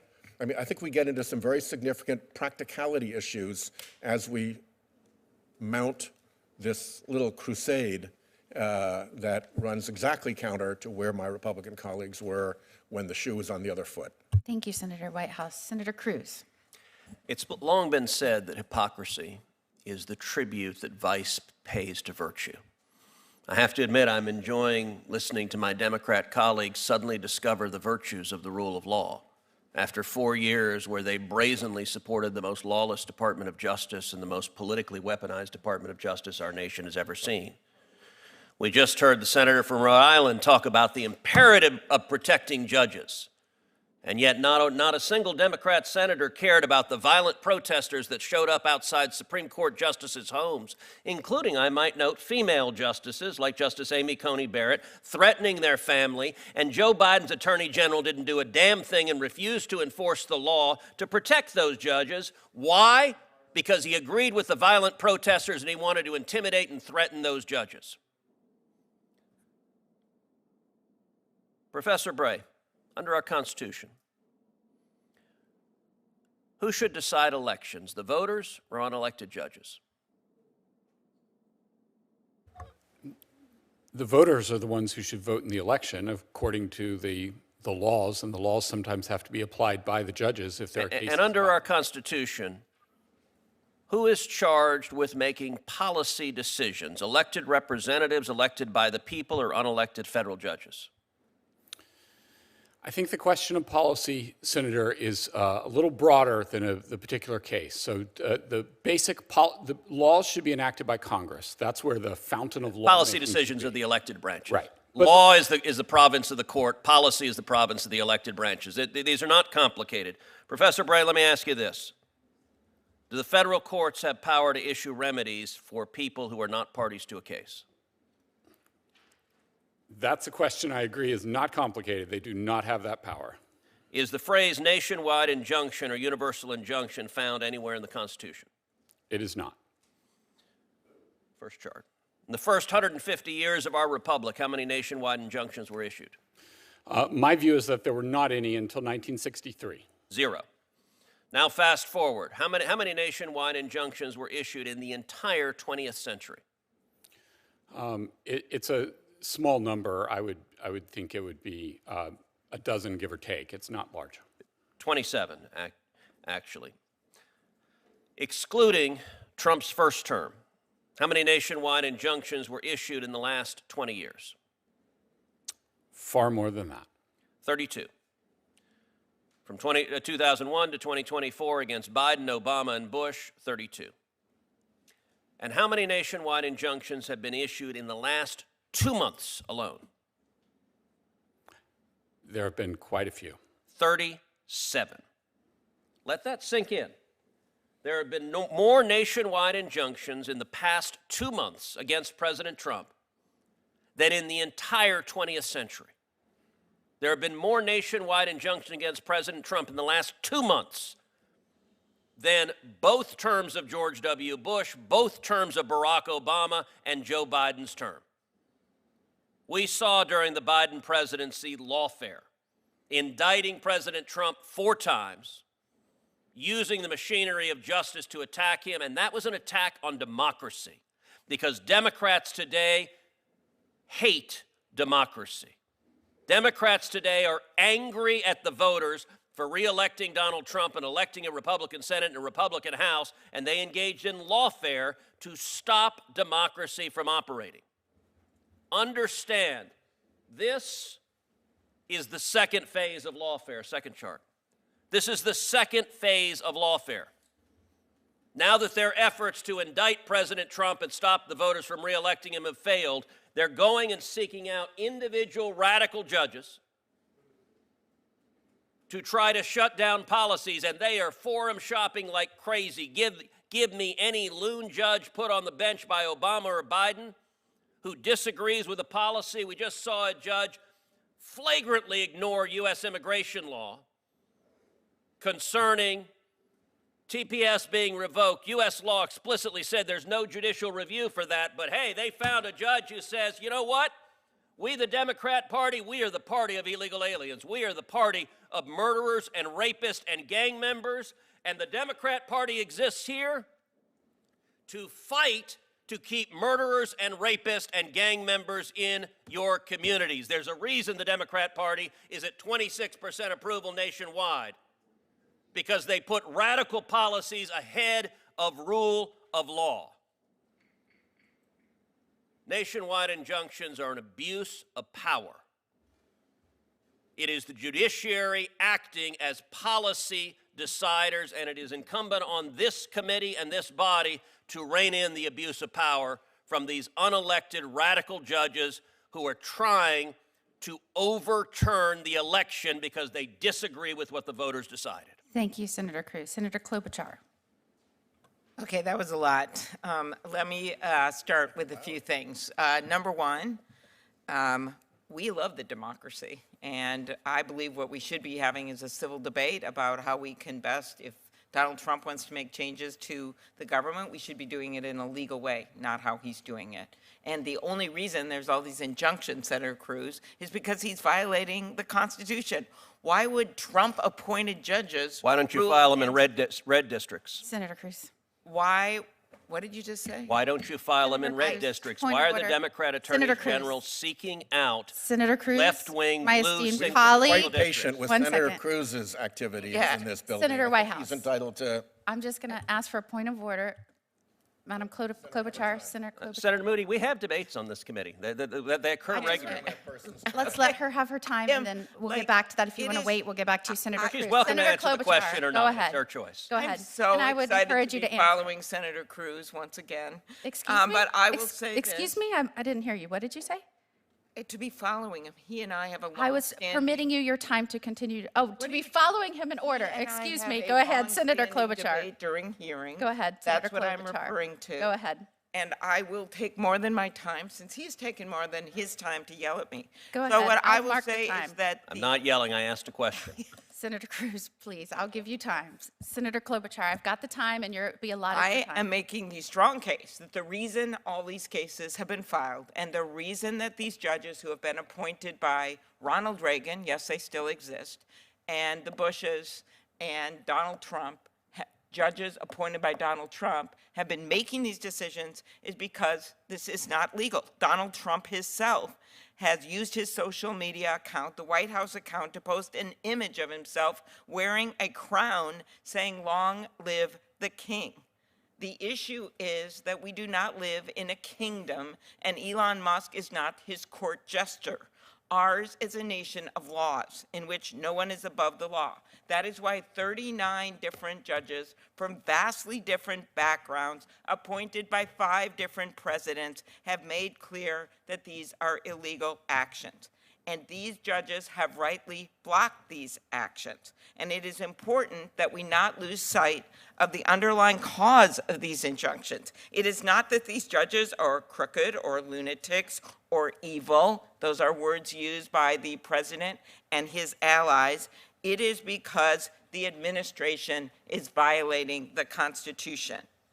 What happens when they use these kinds of words? You see more and more threats against judges. And that is what we're seeing. That is why federal judges and the U.S. Marshals, who are responsible for protecting them, are sounding the alarm about a spike in threats against judges. This is serious.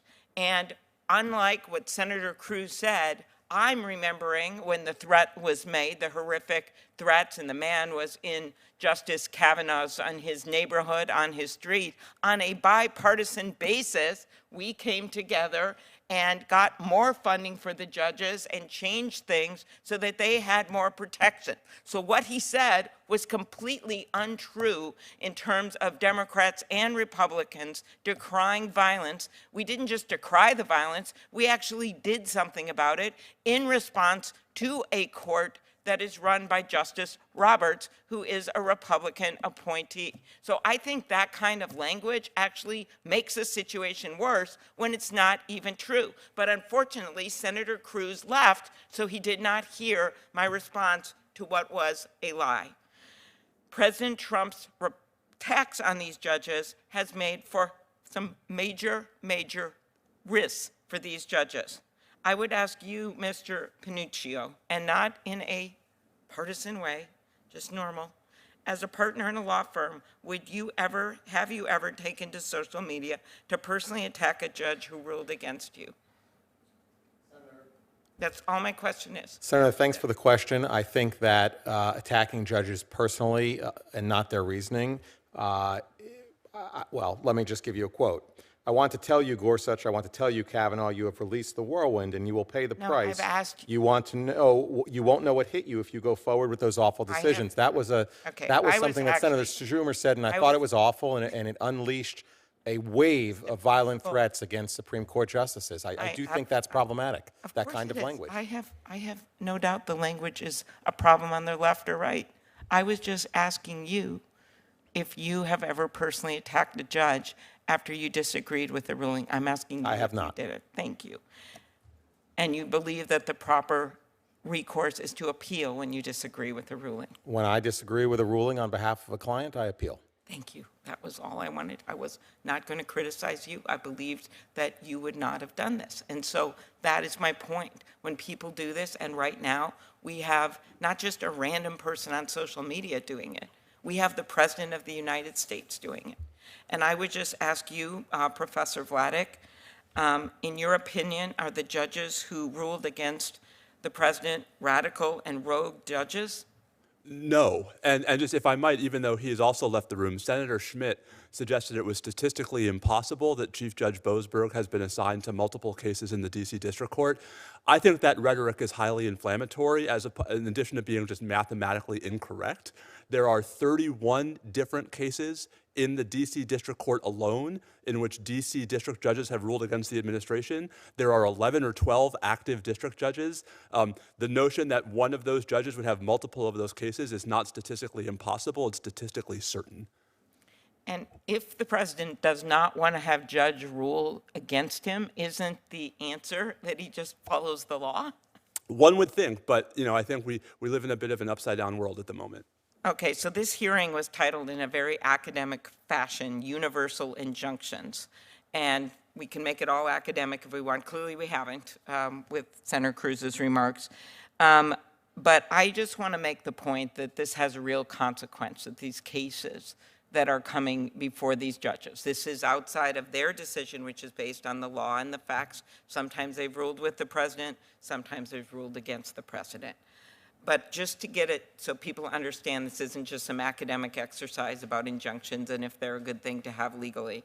Last month, a federal judge blocked the administration's plan to slash NIH funding for medical research. Could you talk about the impact if the judge had not been able to issue a nationwide injunction? Sure. So Senator, briefly, because I know our time is limited, NIH hands out thousands and thousands and thousands of grants. If you required the recipients of each grant to litigate the rescission of each of those grants on a retail basis, you would have gaps in cancer research. You'd have gaps in all kinds of work by the National Institutes of Health, because it's not possible that those thousands of the mass action by the government could be challenged on a retail basis in federal courts. Thank you so much. And could I get a second round Senator of questions? I allowed you to go way over your time in order to make up, and I wrote it down. Round? No, ma'am. I just wanted to let you know that I did give you extra time and over what was taken up. So thank you so much. Okay. I appreciate it. Okay, a lot of times when senators are still here and there is no one else here, they let them have a second round? Absolutely. I'd just like one moment to ask about an issue that came well, up you should, yes. that is regarding TROs and I just want to make sure that the committee as a whole has an understanding of TROs, how they are used, so that they can take this into account in the proposed legislation. TROs have been used historically by judges, and they haven't been immediately appealable. And it is in the proposed legislation that we change that practice through law and make sure that TROs are appealable. Do you think that would remedy some of what is happening today and some of the distrust that certain judges are making partisan rulings? Mr. Panuccio. Thank you, Senator Moody. I do think that when a TRO, well, let me step back. TROs now are starting to look a lot like preliminary injunctions, and preliminary injunctions are immediately appealable. And so it really shouldn't matter what label the court puts on it, whether they call it an administrative stay, a TRO, or a preliminary injunction. If the court is enjoining preliminarily, before a party has proven, before a jury or a judge, entitlement to relief, if they're getting that injunction, it should be immediately appealable, no matter what the label is. And that would make a significant change in court procedure in comparison to how it's been applied historically. It would. There is some very recent scholarship out about how exactly it came to be that TROs are not appealable. But given what's happening, yes, legislation to address it would probably be the most expeditious way. So that seeks to expedite review of some of these cases where judges are issuing nationwide orders. And I want to go back to something that we've heard pretty much on both sides of the aisle today, questions pertaining to executive authority, Article 2 authority, and whether or not that should even be reviewable in some instances, especially as it relates to national security matters. Are there instances to alleviate partisan concerns? And I'm sure as a lawyer, it causes you great concern for the stability of this nation and our separation of powers, that there would be a suspicion of partisan agendas among our judges. That's concerning, correct? We want our judges to be seen as nonpartisan and applying the rule of law only. And would there be an instance where utilizing a 3-judge panel might alleviate those concerns? Thank you, Senator. We have instances of that. There are numerous different kinds of cases where a 3-judge panel, the statutes require that a 3-judge panel is convened, and sometimes it is because the cases are of significant national importance or have some kind of, I don't want to say partisan, but important valence to them in terms of the policy. So we see this in redistricting cases, for example. There are 3-judge panels. So there is a place for 3-judge panels, I think. I will say that I personally don't believe that we should say if someone seeks a nationwide injunction or non-party relief, it goes to a 3-judge panel, because that would give the imprimatur of validity to non-party injunctions. And I don't think they're valid if 1 district judge does it, or 3 or 17. I don't think district courts have that power. But certainly in some instances that might be indicative that the public may prefer a 3-judge panel for assurance of impartiality, that might be preferable. Right, or another way to put it is just to make sure that there is greater deliberation among intelligent judicial minds about major issues. So, for example, you could have, in substantive areas, you could say, look, if it's a case about the president's wartime powers, it's not going to go to a single district judge. It's going to go to 3 judges, because we'll get the benefit of 3 times the benefit of judicial reasoning. And even if there were a 3-judge panel, the need for expeditious review would still be important if it is a matter of great national concern or interest. I think expeditious appellate review of cases implicating policies of significant national concern is important. Senator Brett. Thank you, Madam Chairwoman. I want to go ahead and jump in. I know that you've talked about a lot of the issues that I wanted to bring up, but Professor Bray and Mr. Panuccio, I'd like to turn to talking about the Administrative Procedures Act and vacature. And one of the provisions of the Judicial Relief Clarification Act, which I am proud to be a co-sponsor of, amends Sections 705 and 706 of the APA to limit relief to the persons before the court. My question to the two of you is, can you discuss the emergence of the APA vacature and in the broader conversation surrounding universal injunctions and the importance of addressing that issue in any legislation that addresses addresses the universal injunction problem that we have before us today. Gladly, Senator. So the Administrative Procedure Act allows challenges and judicial review of agency action. And there is a vigorous debate among scholars about whether the Administrative Procedure Act should be understood as allowing a separate remedy of vacatur. I don't think there is such a remedy of vacatur. There's no traditional remedy called by that name. You won't find it in remedies casebooks or treatises or anything else. But there's a vigorous debate about that. What I don't think you can really debate is the interaction between vacatur and universal injunctions. So one of the things that we've seen, especially in the Biden administration, is litigants and courts were shifting from universal injunctions to vacatur, especially as appellate courts and some of the concurring opinions from the Supreme Court started to express more skepticism of universal injunctions. And that kind of switch is really important for a legislative solution. It means a legislative solution has to tackle the vacatur problem as well. Otherwise, you're just going to play whack-a-mole, and you're going to stop universal injunctions, and all the same things will be done by courts against agencies, at least, under the APA. Thank you. Thank you, Senator. Professor Bray is the expert on the history of this. I will just say that, as he has said, the issue of nationwide injunctions or vacatur is, they're one and the same. At the end of the day, it's the court granting relief to parties not before it. There is the issue of the set-aside language in 706, and I think any legislation that's going to address the issue of non-party relief needs to take that on. To just take on injunctions would then, in most cases, allow courts just to say, well, I'm going to look over here to the APA and do the same thing. Okay, thank you. Professor Bray, I want to get your response to some of the criticism we've heard for those that are opposed to curtailing universal injunctions. Let's start with the criticism that we shouldn't eliminate universal injunction because it could lead to inconsistency and an inconsistent application of the law around the country, or in some form of, as you have called it, disuniformity. As you've written about, it seems to me that the question is not about whether we have uniformity. It's more a question about at what level our legal system and our court system is such nationwide uniformity actually achieved. And so the process to get there and how we achieve that, I think, is kind of what is at question. What's your view on the question, and what's your response to the disuniformity criticism of limiting universal injunctions? And relatedly, is disuniformity an inherently bad thing? So I think there's a lot of value to uniformity in the law.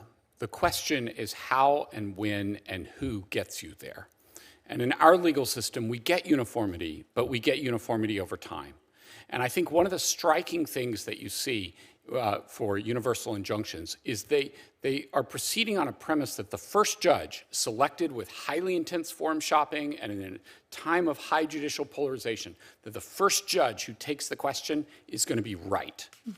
But often universal injunctions get reversed or narrowed on appeal, and so there should be no presumption of the first judge to tackle the question is the one who should get us to uniformity. Instead, the right way to get to uniformity is through appellate precedent, which, as Justice Kagan said, is the normal process. Absolutely. Well, thank you so much for your time. Thank you. Thank you, Senator Britt. Senator Klobuchar? Yep, just two more questions here of you, Professor Vladeck. Federal judges, we were going through NIH and what that would mean if you had to have an individual case in every single grant in every single jurisdiction of the country, which is why we have this ability on the nationwide front. Let's look at something else. Federal judges blocked the administration's funding freeze that jeopardized everything from community health centers to child care to infrastructure to support for law enforcement. Can you talk about the impact if those judges had not been able to issue a nationwide injunction, including on non-parties? Sure. I mean, I think we would have seen, Senator, overnight, tons of entities that depend upon those federal funds to provide vital services to everyone, just having to close up shop and not being able to provide those services because they don't have the money. And so, Professor Bray is right that the question is uniformity at what point. I think part of what has not been fully explicated in our conversation this morning is that one of the justifications for uniformity earlier rather than later is irreparable harm. and is the notion that but for this kind of relief at this early juncture, Mr. Panuccio has been attacking TROs for most of this hearing. TROs are based on the idea that the harm the party is facing is so urgent that there's not time for the ordinary process. And I think we really haven't done a lot this morning to talk about how these policies are harming people in ways that create, to me, extraordinary justifications for these kinds of judicial interventions.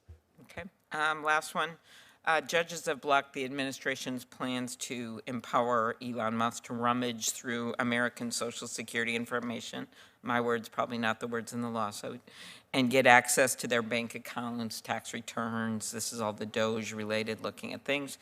If judges had not been able to issue a nationwide injunction, what would be the impact on the American people? I mean, again, it's different story, different facts, same problem, right? Which is, you'd need retail litigation by, every American whose Social Security information has been compromised, or you would need to somehow overcome the insuperable barriers that the Supreme Court has created for class certification. And so, I don't mean to beat a dead horse, Senator, but it seems to me that those who are averse to nationwide injunctions, but not to the notion that the federal government should be acting within the confines of the law, should actually be supportive of reforms that would strengthen the nationwide class action as a procedurally proper and historically precedented device for restraining the executive when the lawlessness is on such a wide scale. Thank you. Thank you. Thank you, Senator Klobuchar. Ranking member.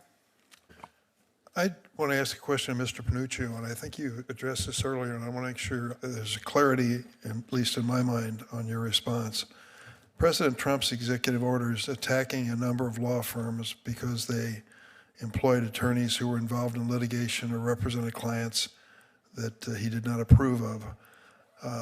I also understand that he's withdrawing security clearances for some members of those law firms, which of course would impact their client relationship and their ability to do work. What is the impact of those executive orders on the targeted firms? Ranking Member Durbin, you would have to ask those law firms what the impact has been. What message do you think these executive orders send to the legal community more broadly? I think you'd have to ask the legal community more broadly. I'm asking you. You're with a law firm, and it's not unreasonable to ask you, has it come up in conversation in the last 2 weeks among your colleagues? Well, it's not what I was invited here to testify about, Well, Senator. I think all of these law firms have the ability, if as with any party in this country, to seek individual relief in a court, as many of them are doing. Yeah.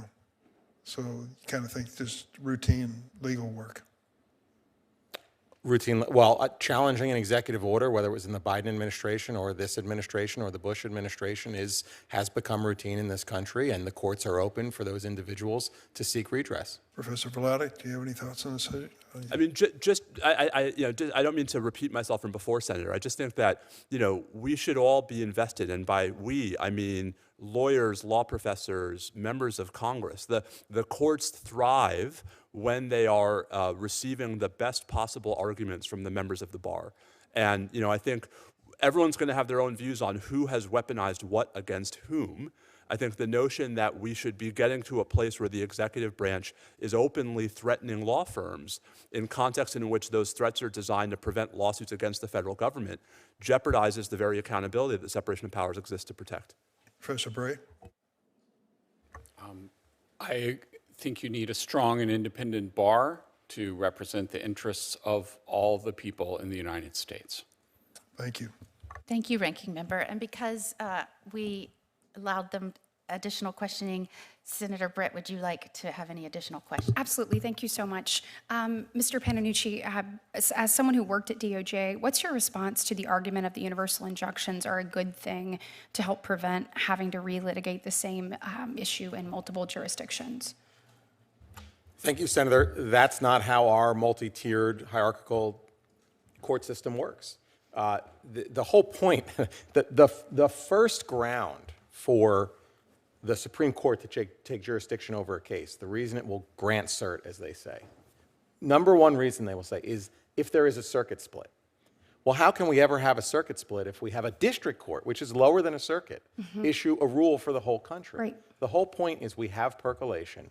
We have over 1,000 district judges in this country to apply their judicial reasoning. And Justice Ginsburg, it's in my written testimony, she had a very eloquent explanation of why percolation, why getting different decisions from different judicial minds is important. So it is not within our historical tradition to have one judge set a rule for the whole country and have that uniformity. That's not what our legal foundation is built upon.